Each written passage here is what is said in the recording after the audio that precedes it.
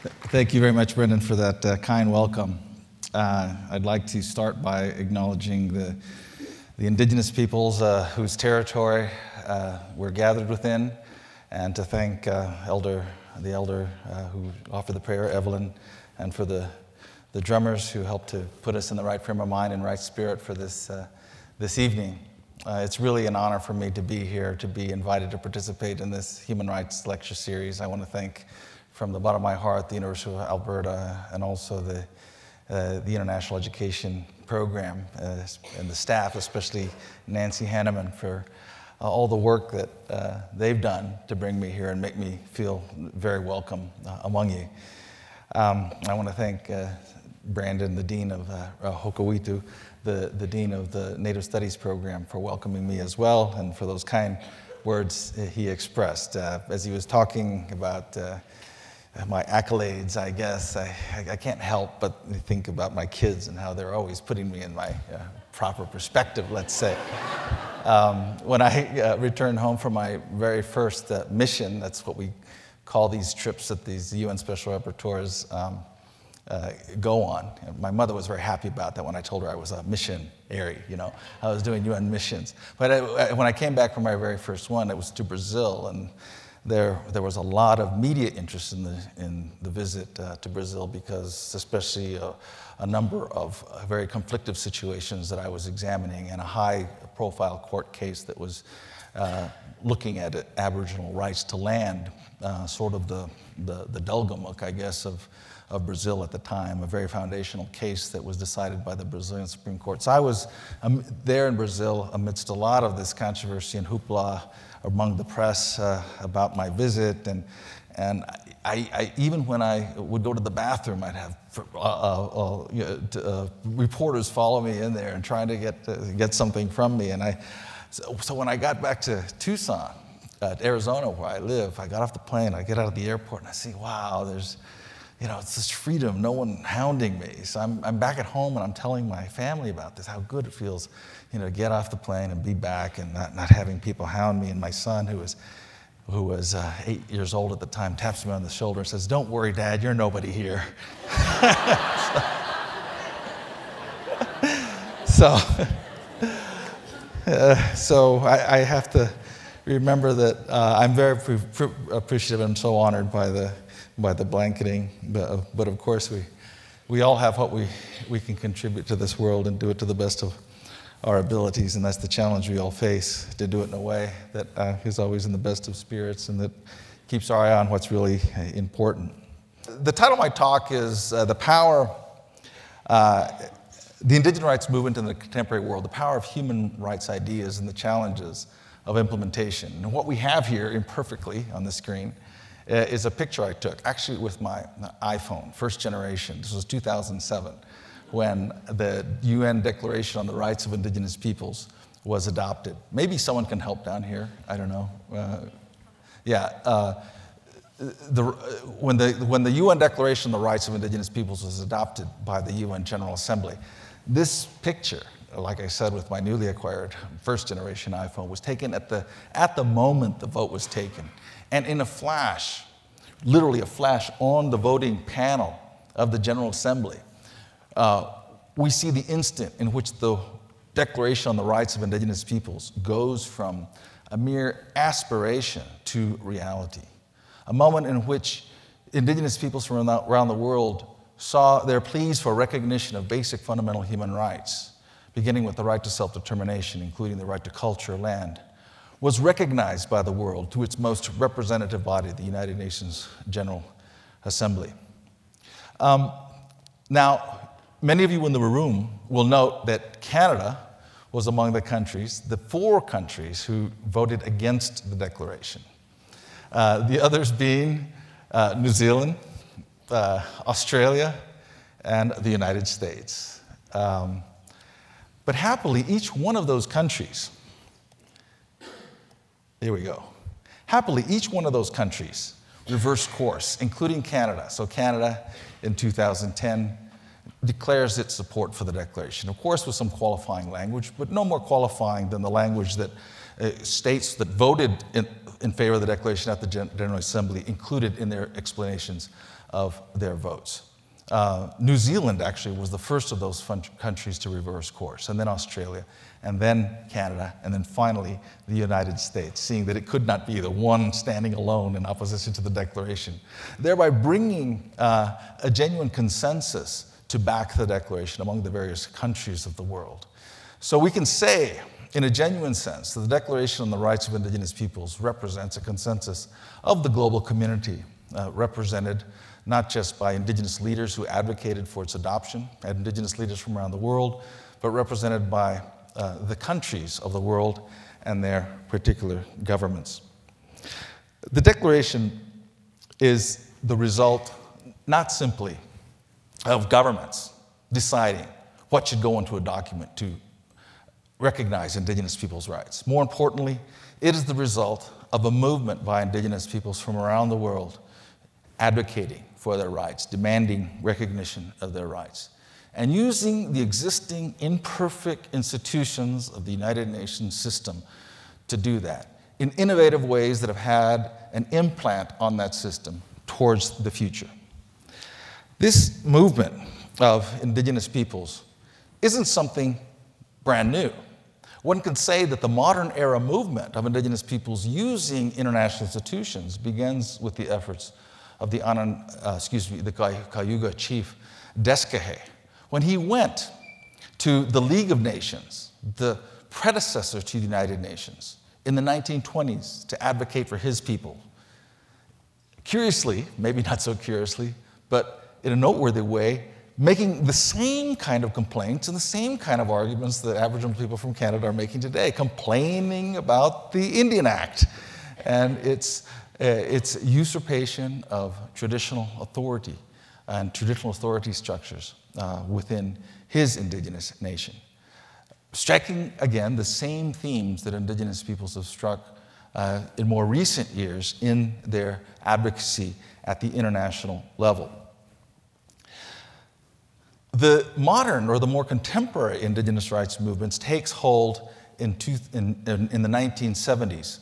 Descahe was successful in generating attention to his claims, or to the claims he was making on the part of his people, but not so successful in generating any genuine or real positive response from those countries. The configuration of the international system of the time of Descahe was one that didn't open the door to relations with entities or groups that could not be recognized or that were not recognized as fully independent states. However, with the 1945 United Nations Charter, and especially with the adoption of the Universal Declaration on Human Rights 3 years later, in 1948, we see the international system opening itself to a discourse of human rights that provides an opening for individuals, peoples, groups that aren't necessarily representative of independent states or that aren't representing independent states, but that nonetheless are making claims about their basic human rights. The international system opens itself, however much in a narrow sense, however imperfectly, however much with still the governments or recognized states of the world dominating the discussion, nonetheless that discussion opens up with the introduction of human rights as a concern of the international system through its inclusion, as I said, first within the United Nations Charter in 1945, and then by the affirmation of human rights that we see in the also important 1948 Universal Declaration of Human Rights. And so it's within this opening that Indigenous peoples start to work. Maybe not by design, but in fact, it was the case that these were the institutions, the human rights institution of the United Nations, that literally opened the door for Indigenous representatives to come and discuss their concerns at the international level. There was a conference in 1977, the NGO Conference on Indigenous Peoples in the Americas, that was attended perhaps by some representatives here. We're looking across the room, some elders who might have been at that very important conference in Geneva in 1977. Which is really the genesis of the contemporary human rights movement on the part of Indigenous peoples, the movement where we see Indigenous peoples using contemporary mechanisms of human rights and the institutions of human rights of the United Nations system. That meeting was really the beginning, or helped catapult a coordinated movement on the part of representatives of indigenous peoples from various parts of the Americas who saw common problems in their histories and in their contemporary conditions, who pointed to common values about self-determination, about relationships with lands, territories, about their cultures, about their visions for the future and their children, and who saw that there was a possibility to have their voices heard within this system and go beyond the confines of their domestic legal and political systems in doing so. They went to the international system with the hopes that they wouldn't be limited by the doctrines and legal parameters that they were being confronted with in their domestic systems, by the political impediments that they were being confronted with hopes that somehow this system, this international system that gave the promise, that expressed the promise of human rights for all on the basis of equality, would be a basis for their complaints and concerns to be heard. One of the products or results of this NGO conference was a series of initiatives by the United Nations to respond to indigenous peoples' concerns. And principal among these was the establishment of the United Nations Working Group on Indigenous Populations. This 5-member working group was at the lowest rung of United Nations organization. If we picture an organizational chart of the United Nations, we can see the General Assembly, then at the time we see below that the Economic and Social Council, then below that the Commission on Human Rights, then below that a subcommission on the promotion and protection of human rights. And then below that, the Working Group on Indigenous Populations, a 5-member expert working group. At one look, that seems like a very minimalist kind of initiative to allow the discussion of indigenous peoples to take place among 5 independent experts who are chosen by the governments to address matters of human rights with no real authority to do anything concrete, no real authority to mandate any solutions, no real authority to have their views be followed, but with the authority to meet and discuss indigenous people's concern. And that authority, however minimal it may have seemed at the outset, was the basis for the discussion about indigenous rights to really take hold in earnest within the United Nations system, and for indigenous peoples more and more to come from various parts of the globe and express their concerns, express their aspirations for the future, and start to develop a declaration on the rights of indigenous peoples. One of the mandates of this 5-member working group was to work on standard setting. So it was within that standard setting mandate that in the mid-'80s, the working group began drafting a declaration on the rights of indigenous peoples. The early meetings of the declaration, the early meetings of the working group on indigenous populations included maybe 100, 150 participants. I was privileged to have been at one of the first meetings in 1985. It was actually the third such meeting. And there were maybe 150 in the room. By the late 80s, simply 5 years after that, and in the early 90s, 5-6 years after that, the working group meetings were overflowing with representatives of indigenous peoples from around the world. As the discussions proceeded, more and more representatives of indigenous people saw that this discussion was relevant to their realities. More and more saw that there was a movement that allowed for discussion, again, that went beyond the confines of the limitations of the domestic political and legal systems. And they saw a platform for the building of a solidarity that could coalesce behind an idea of indigenous rights founded on notions of broader human rights. With this process within the UN Working Group on Indigenous Population, we see indigenous people start to use other mechanisms, existing mechanisms within the UN system that weren't necessarily devised, or really weren't devised with indigenous people's particular concerns in mind. These are the various committees that are attached to the various UN treaties at the regional level, the Inter-American System in the Americas, and at the specialized agency levels, institutions of the International Labor Organization. Indigenous representatives and advocates start to use these mechanisms as well, making the point that their concerns were matters of human rights, making the point that in some measure, existing basic concepts of human rights were relevant to their particular concerns. And that complemented the process of standard setting that was going on within the UN Working Group on Indigenous Peoples towards the affirmation of a Declaration on the Rights of Indigenous Peoples. There were, at one point, two narratives that Indigenous advocates took. Not so much Indigenous representatives themselves, but say the lawyers who were around them, non-government organizations, and others who advocated for them along with them within this international system.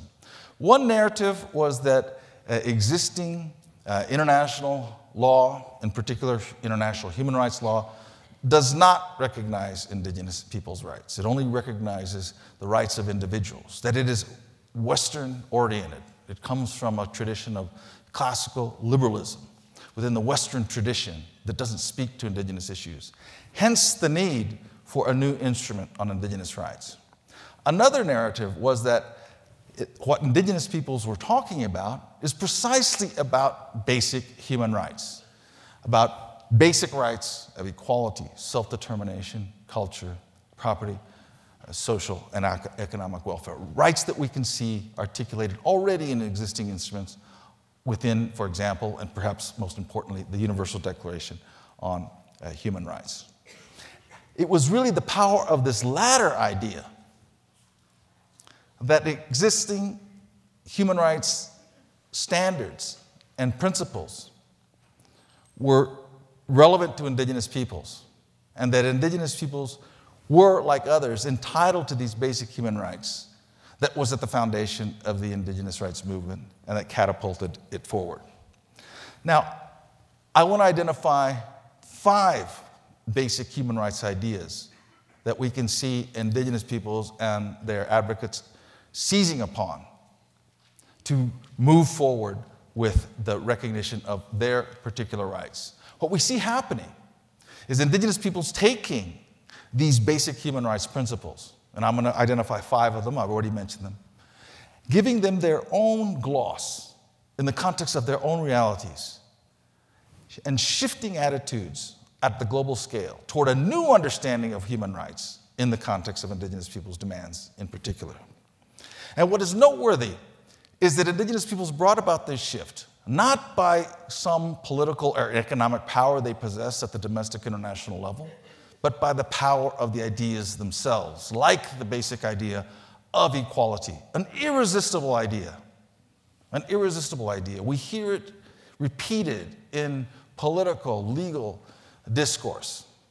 My kids at home talk about equality and their non-discrimination and how they should be treated differently from me, myself and their mother.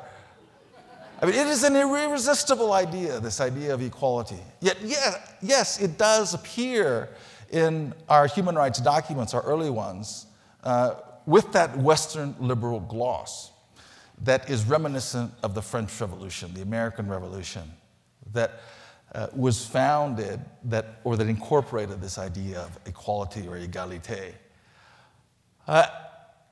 What we hear Indigenous peoples articulating within the United Nations, within the Working Group on Indigenous Populations, within these different forums that address human rights concerns, is that their claims, their basic claims to recognition of their rights is a matter of basic human equality. And in doing that, they shift the notion of equality away from an individualistic, Western-oriented one to one that understands equality not just as the equality of the individual vis-a-vis a presumably homogeneous society, but equality of the individual and the group, acknowledging that distinctive cultural character of the group, and in particular, Indigenous peoples. Now, Indigenous peoples had experience with equality before, including post the United Nations Charter. Now, the first wave of equality rhetoric that was put upon them by government actors came with such institutions like the residential schools. The idea being that yes, you can be equal, but you got to be like us. So we're going to rip you of your cultural identities, and we're going to use these residential schools to do this in the name of equality. Now, for many, that was an improvement upon the past, because the past, the indigenous peoples weren't even considered fully human, as having the same rights, basic rights as others, as being indeed inferior. And so for many, it was a matter of basic equality to now include indigenous peoples as worthy of joining the rest of society, becoming civilized and like others. And hence we see institutions like the residential school. In the United States, we had residential schools as well. And Captain William Pratt, who promoted them in the United States, he coined the phrase, "Kill the Indian, save the man." And that became the mantra for the residential schools in the United States, and we hear similar things uttered here. Deputy Superintendent General for Indian Affairs here in Canada, Duncan Campbell Scott, said in 1920, "Our object is to continue until there is not a single Indian in Canada that has not been absorbed into the body politic, and there is no Indian question and no Indian department." That in the name of equality. Now, a second wave of equality comes in a more enlightened era, post-United Nations Charter in 1945. And in the United States and elsewhere, we see aggressive efforts at a softer kind of assimilation. It's not necessarily the residential school kind, but it's like, well, join the rest of society, have voting rights like others, move to the cities, become educated like everybody else, but don't think too much about your cultural distinctiveness, because that's not progress. Progress is joining in the rest of society on an equal footing like all others. The classic liberal notion of equality that prevailed in the mid-20th century was extended to indigenous peoples in that way, a very assimilationist one. And so in the United States, here in Canada, across the globe, we see assimilationist policies targeted to indigenous peoples in the name of equality. And we see these policies really towards the 60s and even early 70s, policies that still have consequences or remnants that we see today. Again, the assimilationist approach that is still embedded in the consciousness of many even well-meaning people in these countries today, who simply think that Indian or Native or indigenous peoples need to forget about their differences, join, as they say, society like all others. Here we go again. Join with society as all others, and be equal, presumably, as all others. That's what we might call formal equality, but indigenous peoples were able to articulate a different view that said, no, we want real equality that takes into account our difference. If we're going to be treated differently, we need to be able to speak our own languages, exercise our own religions, maintain that connection with our territories, maintain our distinct identities into the future. That idea began to take hold. I remember distinctly in 1990, sitting there at the Working Group on Indigenous Populations and starting to hear a shift in what even governments were saying.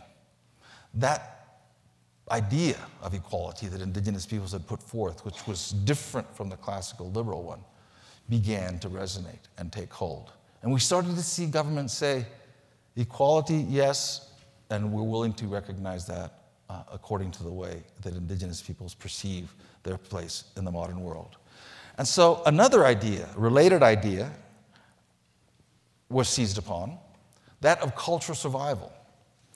If indigenous peoples are to be truly equal, they must be able to maintain their distinct cultures. Assimilation is not the way to do that, of course. Now, the international human rights system initially wasn't devised in any robust way to advance cultural diversity within countries. To the extent we see the right to culture expressed in various instruments within the international arena, it's expressed more in terms of the right of access to culture, so that each of us should be able to have access to art museums, to the ballet, and so forth. But not so much in terms of that right of distinct groups to maintain their distinct cultural identities. We see with the programs put in place by UNESCO, and other international institutions, that's starting to shift as these institutions start to value diversity, and particularly start to shift as we see Indigenous peoples talking about their right to equality in terms of their right to maintain their distinctive cultures. And so we see this idea of cultural diversity and cultural survival begin to take hold. And again, I recall these statements not just by Indigenous peoples, but by government representatives in the UN Working Group on Indigenous Population, acknowledging the legitimacy of that basic claim and the importance of that claim. And understanding that it's a matter of human rights, that just as the dominant society is able to maintain its cultural identity, those with different cultural identities and attributes are able to maintain theirs as a matter of basic human rights. And of course, we see a good bit of literature from the academic community coming forth to support this idea of cultural diversity and cultural survival from multiple fields, including philosophy, law, and sociology, showing how the human being, whether or not Indigenous, must have that sense of culture and community in order to develop fully, or that is a common attribute of the ability of someone to be able to develop fully. And so that idea of cultural survival, of cultural diversity, is one that very much takes hold within the platform put forward of rights by Indigenous peoples. And this idea of cultural diversity and survival, of course, has to do with things like language, has to do with religion, has to do with maintaining sacred sites.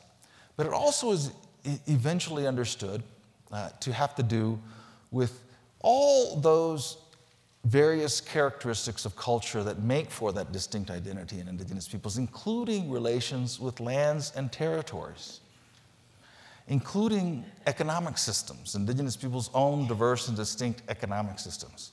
And so culture takes on a meaning more than just those aesthetic attributes that many may associate with the notion of culture, to refer to the whole of what makes a group different, what makes that group a distinct people, what makes that group a distinct culture, including, in the case of Indigenous peoples, rights to lands and resources.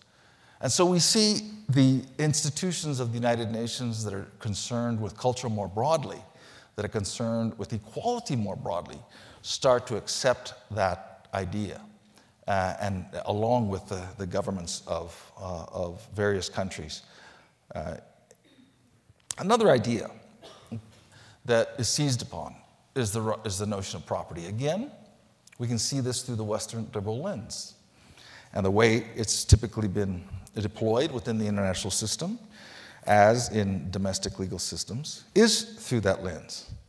So that property, according to John Locke, he tells us, it's that thing or piece of land that is put to productive use.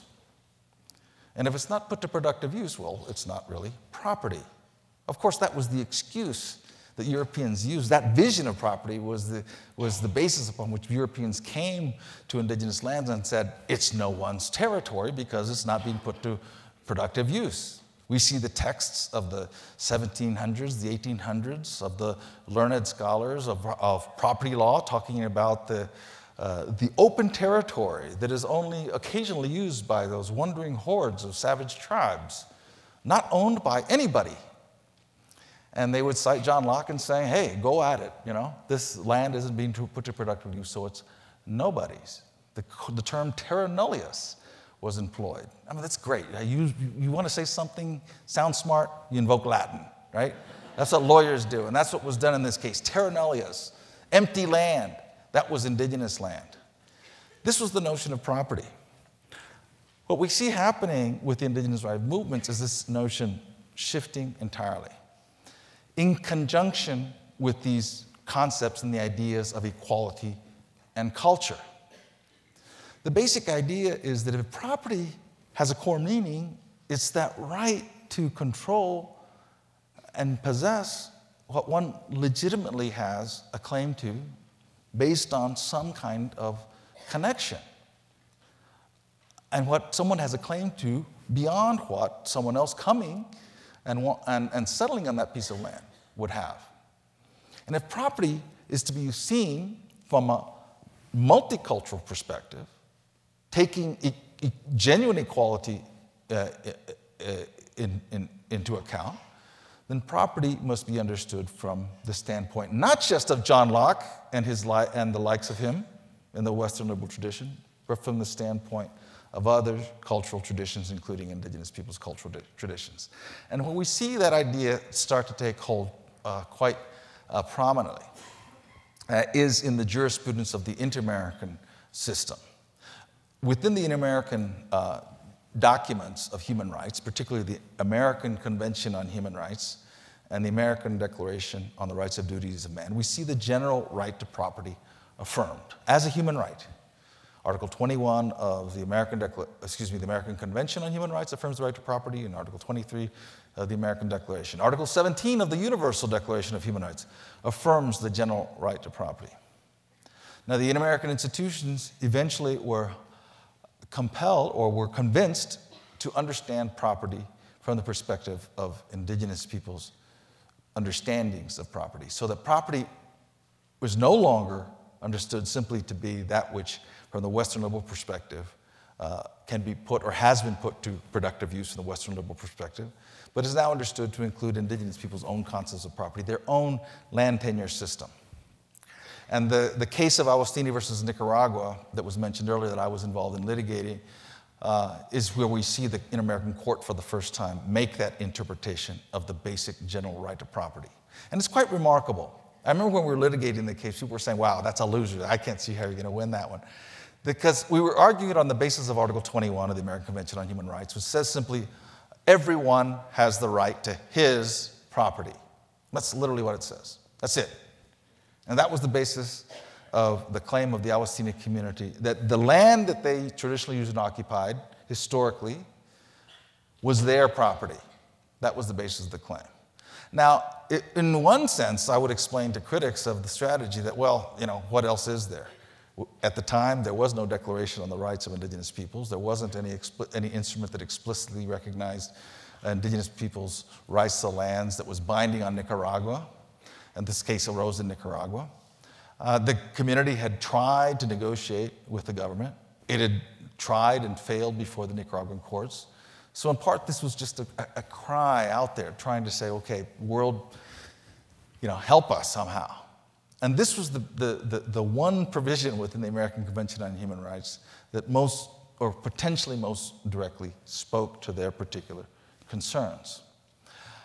And so the argument was put forward that the community, this Indigenous people's own land tenure system, was a form of property, understood from their cultural perspective. Yes, it did not look like the property system that Nicaragua had in place. It wasn't that property system. In fact, the state was saying that's nobody's land because they don't have a title under our law. But the argument was, they literally were saying that's nobody's land. This is a great quote from the head of the forestry department of Nicaragua that appeared in the New York Times saying, that's nobody's land until someone shows me a title, that's government land.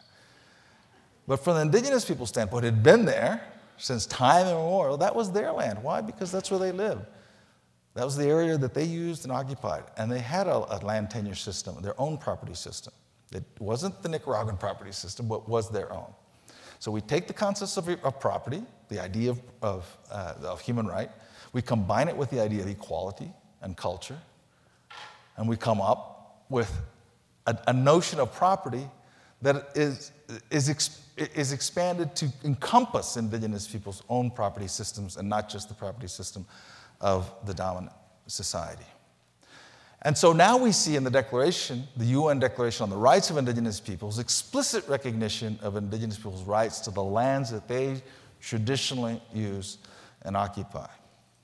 Explicit recognition of the rights to the territories that they have inhabited and maintained connections with, and the rights to the resources on those territories. And those provisions are founded on the basic idea, the human rights idea of property in combination with these other basic ideas. And of course, an all-important idea and one can say an overarching one is that of self-determination. Another irresistible idea. Now, governments were arguing during the early years of the drafting of the Declaration in the 80s and on through the 90s that they could not recognize the right of Indigenous peoples to self-determination because their lawyers were saying self-determination in the legal sense internationally. I love it when lawyers, talk about, what the law is and all this kind of stuff. And I'm a lawyer, right? So they were saying that what it meant internationally and under international law was a right to independent statehood. Now, you could make that argument, of course, and there's a lot of authority for that view that one can develop. But it's a very kind of positivist argument, relying only on certain acts of states vis-a-vis other states or certain events within the domain of international relations. And it looks at what temporal authority, meaning what authority states are exercising or have been willing to recognize or do. But self-determination viewed as a human rights cannot be limited in that way if it's genuinely viewed as a human right. And it is posited as a human right in foundational instruments, treaties of the international human rights system, in particular the International Covenant on Civil and Political Rights and the International Covenant on Economic, Social, Cultural Rights, two treaties that, by the way, Canada is a party to. Both of them affirm in their Common Article 1, all peoples have the right to self-determination. Again, an irresistible idea. And when viewed as a human right, cannot be viewed as limited to statehood categories, independent statehood, semi-independent statehood, and so forth. It is that basic right of individuals and groups to make choices about their future, to be in control of their lives in a fundamental way. And the way we configure political structures around them have to adapt to that, not vice versa. So with that basic idea, Indigenous peoples were simply saying, we have a right to be in control of our lives. They were pointing to those various impediments they found, they were confronting, and they had confronted historically and continuing to confront, that made that difficult or impossible. They were pointing to government policies, laws, administrative decisions, legal doctrine, by which the government had the ultimate say in Indigenous people's lives, by which the government managed Indigenous people's affairs. To the extent Native people had control over the lands and resources in many places, it was always subordinated to that of a larger authority that insisted on doing things in a way that was not in sync with Indigenous people's own visions and aspirations. So by pointing to that, Indigenous peoples were claiming the human right to self-determination, that basic right to be in control of their own destinies. It didn't really have anything to do with creating new states. I mean, the whole figure, the whole political thing that is the modern state really was not even at play, wasn't what was being talked about. What was being talked about was that basic human right to be in control of their own destinies. The basic idea of self-determination that is included and embedded in human rights documents of general applicability. And so we see that more nuanced understanding of self-determination, really fuller understanding of self-determination. Many times people say, oh, full self-determination is independent statehood. And I say, well, that's mostly irrelevant. That's mostly irrelevant to most contexts of human rights self-determination. A full concept of self-determination means genuine relations that allow Indigenous peoples and others to be in control of their own destinies. And that's a much more nuanced thing to accomplish through different kinds of institutional arrangements, relationships, and so forth. And that's what Indigenous peoples, by and large, are talking about. And it's that idea, that understanding of self-determination that becomes included within the modern regime of international rights of Indigenous peoples and reflected in the Declaration on the Rights of Indigenous Peoples. Notably, Article 3 of the Declaration uses the same terminology that's used in the human rights covenants that I just mentioned.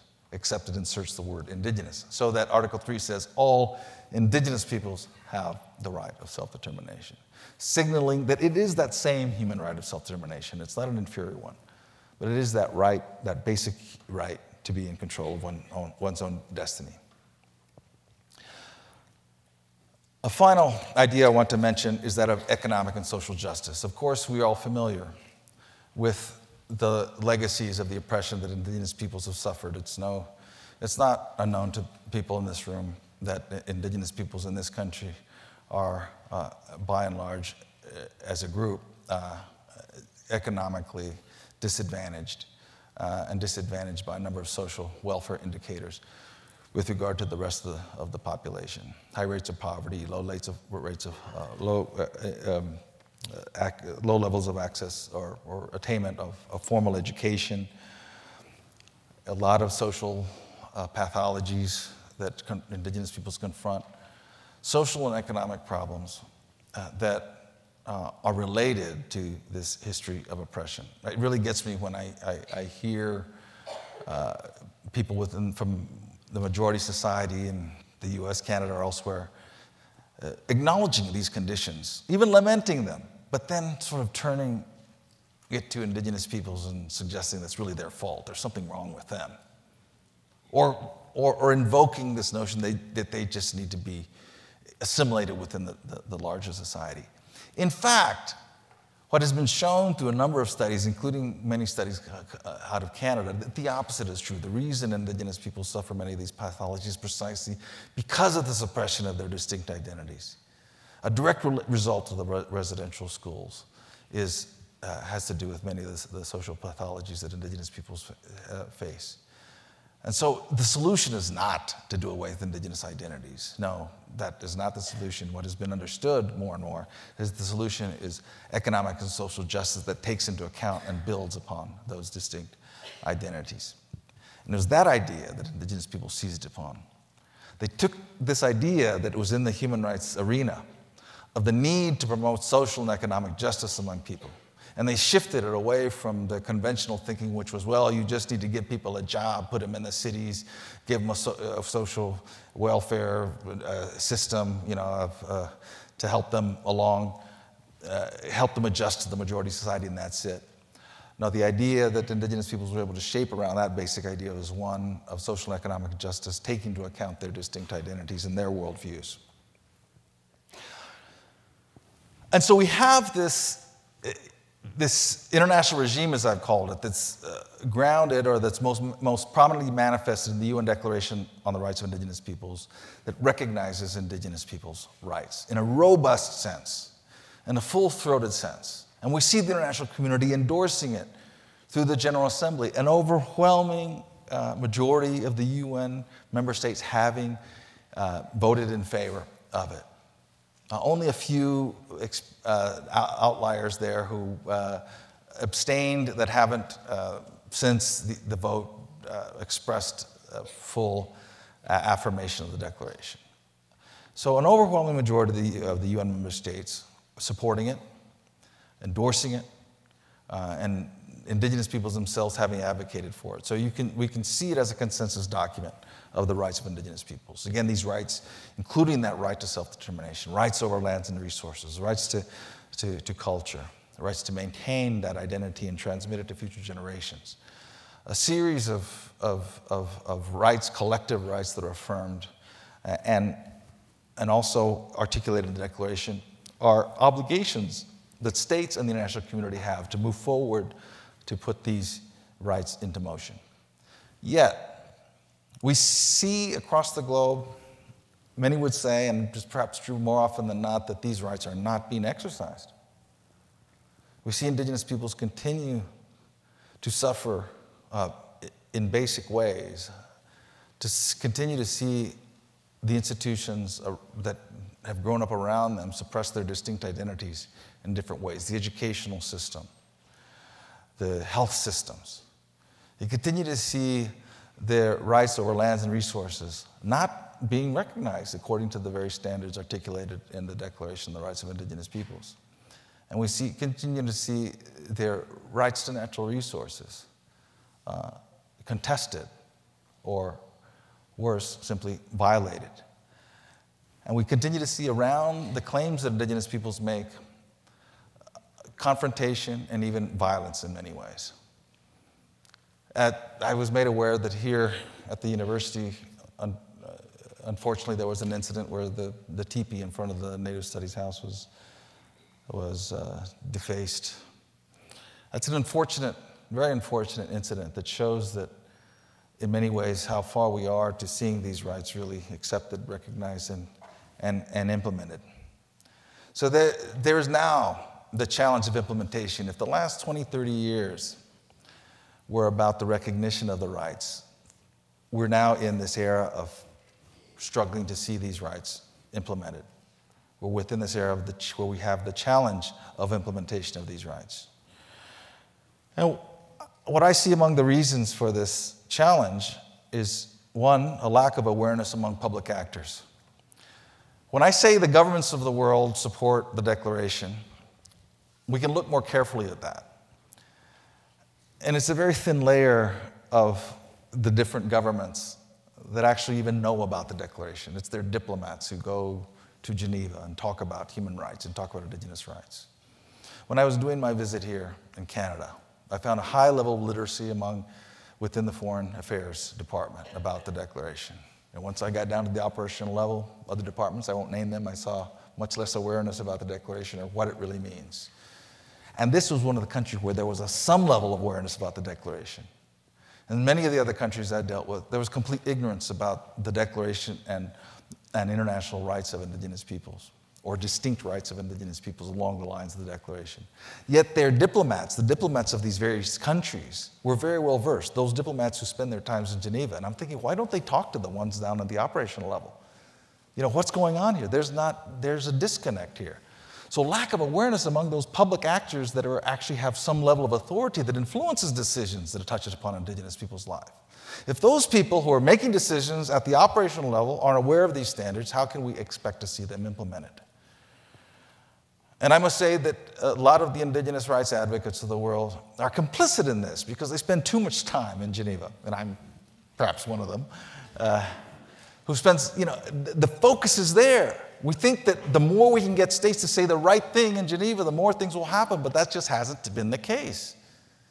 What needs to happen is greater awareness at the operational level locally. And of course, a second reason are these competing economic and political forces. And we can see this, I don't know what I did. I said the wrong thing, I guess. Competing economic and political forces, and we see this particularly in the natural resources sector. And I don't need to go into depth about that here in Canada because you're very much aware of what's happening here with the competition over natural resources and how that impedes the implementation of Indigenous people's rights over lands and resources. And then there's regulatory inertia. Even when there is goodwill among governments, often we see it's just hard to change things. I go back to the example in Nicaragua. So the community of Awastini won this case. They had a judgment by the Inter-American Court of Human Rights binding upon the Nicaraguan government. But it took 8 years to implement that binding judgment. It was just really hard to change things, to shift the whole land tenure natural resources apparatus of the state to recognize and accommodate to Indigenous peoples. And there were some good people in government that said, yeah, I've been telling the government, the others all along that we needed to do this. And even though the institutions like the World Bank were weighing in, but it was just very hard to change, to shift patterns of behavior within the governmental regulatory apparatus. And that requires technical expertise, it requires political will, and it requires cooperation on all parts. So the regulatory inertia that we see stands as a large impediment. But mostly, it's the societal attitudes that we see reflected in such acts that occurred here with the teepee outside the Native Studies house. Societal attitudes that continue to see Indigenous peoples as the other, as something apart from the general society, as something that, as people who don't really represent modernity and that really don't have a place in modern life. That societal attitudes continues prevalent in countries throughout the world. This attitude has two variants. One is the variant of the vanquished savage who stood in the way of development. Of course, this is a favorite one in the United States in particular. Even in Arizona, where I live, where there's a substantial indigenous population and reservations, as we call them, where indigenous people live throughout the states, really large ones too, like the Navajo Reservation. Among the general public, and I see it at the university where I teach, I see it among the students, I see it even among faculty members very often, a sense that, well, you know, that's something of the past, and you know, Native peoples were at some point an impediment to development, and we've overcome them, even when Native people are still present around. And we see that attitude reflected in our use of sports mascots in the United States, the Washington Redskins. So what's that about? It's about seeing Native peoples as the other, something vanquished, something that has been peoples who have been overcome. The British author, Victorian-era author, Charles Dickens, you know, from afar, looking from his desk there in England, you know, had a lot to say about this and exemplifies his attitude of the otherness and the vanquished savage that still, I think, resonates today. He said, "My feeling is that if we have anything to learn from the Indian, it is what to avoid. His virtues are fable, his happiness a delusion, his nobility nonsense. We have no greater justification for being cruel to the miserable object than for being cruel to William Shakespeare or an Isaac Newton. But he passes away before an immensely immeasurable and higher power, i.e. that of Christianity, than ever ran wild in any earthly woods. And the world will be all the better when this place knows him no more." And that was the design, and that's what many people today think indeed is the case. Then the other variant is that of the noble savage. The savage may be present, the indigenous may be present, but it's idealized, this noble person, or these noble people who really aren't part of the modern world. They're still the other. They're still something else. And many of the people of good spirit, of good heart, adopt this notion of the noble savage, but nonetheless maintain indigenous people as something apart, as something other. In the United States in the 70s, there was this public service announcement on television where we see this actor. He's an Italian-American actor, Anaya Cody. He plays an Indian guy. And they show him in this public service announcement paddling down a river, a very pristine river. Then he turns a bend and he sees a factory that's polluting that river. And the announcer comes on and says, there were people who once revered nature, and people should do that again. Other people pollute. They should no longer pollute. They should go back and revere nature. And they pan into this actor, Anaya Cody, and show a tear coming down his face. Perfect, right? The noble savage who reveres nature, but is a thing of the past. He was among those who were there revering nature, only to remind the modern person that, hey, we need to think about the environment a little bit. But that's the Indian that many people in the United States knew in the 70s, this Italian-American actor. That was the representation of what it was to be indigenous in the United States. So what I think needs to happen for there to be implementation is for it to start with a genuine public awareness that embraces one understanding of indigenous peoples as part of contemporary life, that sees indigenous peoples as part of the life of a community. I'm very happy when I see things like this event where we see indigenous people alive, participating in an event like this and contributing in a way that we all can share in. And I want to celebrate that and acknowledge that as an important feature of what I've seen at this university. And it helps to generate that sense of seeing indigenous peoples of culture, a part of contemporary life, and we can all think about how that can be expanded. And then something that I'm still trying to articulate properly is this notion of a common cross-cultural identity often for good reason, Indigenous peoples are reluctant to share their cultures with the outside world, because so often in doing so they've been burnt. They've seen their cultures misappropriated, abused, or worse even. And at the same time, non-Indigenous peoples often have no appreciation of Native culture, and if they do, they still see it as something else. I think there is value in forging a cross-cultural identity where Indigenous and Native people see an intersection with each other's identities and see themselves as part of the other in a fundamental way.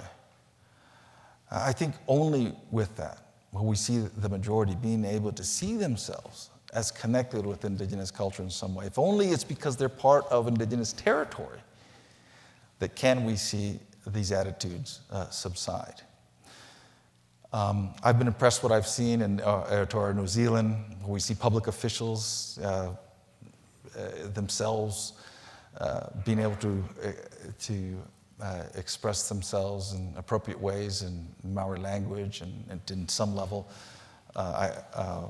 participate in Maori cultural expressions. To me, that's a very positive thing. I don't want to say something. We have a representative, Brandon here, who's from Maori from New Zealand, but I just want to say that to me has been a very powerful thing when I've been there, and I only wish when I go back home that I could see the political figures that I live with, or that live around me, identify in that way with Indigenous cultures around them, rather than see them as distant and something that is part of the other. And then finally, the mainstreaming of education about Indigenous peoples, starting from the very earliest years, extremely important. So that from the very earliest years, we see this understanding of Indigenous peoples as part of the culture, contemporary life, by our children. And they start to see, the children start to see and sense this common sense of cross-cultural identity. I want to close by going back to the Indigenous rights movement, and because I think as we reflect about how we might overcome, or how these challenges may be overcome or addressed, it's important to learn from the successes of that movement. It's remarkable what it achieved, the recognition of Indigenous peoples' rights within the Declaration on the Rights of Indigenous Peoples and other instruments. It's truly remarkable, I think. And so I think looking back at how that was achieved can help us gain insight on what might be some of the keys for confronting this challenge of implementation. What I want to do now is give part of the statement that I gave in my very last presentation at the United Nations as Special Rapporteur on the Rights of Indigenous Peoples. This is to the Permanent Forum, where I called upon the members of the Permanent Forum, the governments present, and others to reflect upon the successes of the Indigenous rights movement, very much in the same spirit that I'm mentioning now. So what are some of the key features of the Indigenous rights movement that can be viewed as responsible for its successes? First, the Indigenous rights movement has been enlightening. It's been a force to enlighten and educate about the presence of Indigenous peoples in the world today, about their conditions, aspirations, contributions, a force to make known that Indigenous peoples are not just historical figures to be relegated to images of savagery or romanticism. Indigenous peoples and their allies have used various means, including advocacy in the political arena, the media, the courts, academic platforms, the arts, and international forums, to raise awareness about the present-day manifestations of historical oppression that Indigenous peoples continue to suffer, as well as about what they bring to the world's rich cultural mosaic and knowledge. This enlightenment has been an essential precondition for mobilizing social and political forces to recognize Indigenous peoples and their rights. Yet, as I found in my work as Special Rapporteur, there's still a great deal of ignorance in the world about Indigenous peoples, and that ignorance continues to breed attitudes that resist needed change. I am convinced that more, broader, and deeper enlightenment and education are needed to bring about the kind of social and political climate that will yield more decisive steps toward operationalizing the rights that are enshrined in the UN Declaration on the Rights of Indigenous Peoples. A second element of the Indigenous rights movement that has animated progress is its pragmatic tendency, a tendency to be pragmatic and constructive in the search for solutions that are grounded in fundamental principles. This principled pragmatism can be seen in the historical treaty making by which Indigenous nations sought to reach arrangements that were both respectful of their sovereignty and accommodating to the presence of the European settlers. It can also be seen at work when Indigenous peoples moved to gain access to the United Nations in the 1970s, within existing limitations on participation, eventually to gain a permanent presence in the United Nations, as reflected in the UN Permanent Forum on Indigenous Issues. Pragmatism and constructive problem solving will undoubtedly be key to the success of continuing efforts to gain greater participation within the United Nations and implementation of their rights at the domestic level.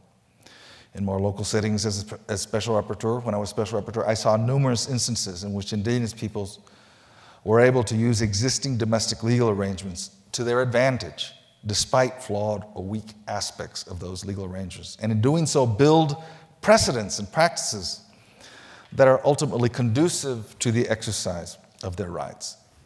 In their pragmatism, Indigenous peoples and their allies have known to distinguish principle from dogmatism, to distinguish enduring truths and rights from the conventions and doctrine that are transient and circumstantial. They have been creative and open to building common ground for peaceful coexistence and amicable relations. A third and final characteristic of the Indigenous rights movement I would like to mention is its optimism. I believe optimism animated the Iroquois, or Haudenosaunee chief Tuskegee, who I mentioned earlier, and the Maori leader Ratana, who also went to the League of Nations in the 1920s. Optimism animated both of them with hopes of a response that could lead to justice for their peoples. Even though their efforts did not bear immediate fruit, that same optimism was present in subsequent efforts by Indigenous peoples to appeal to the international community.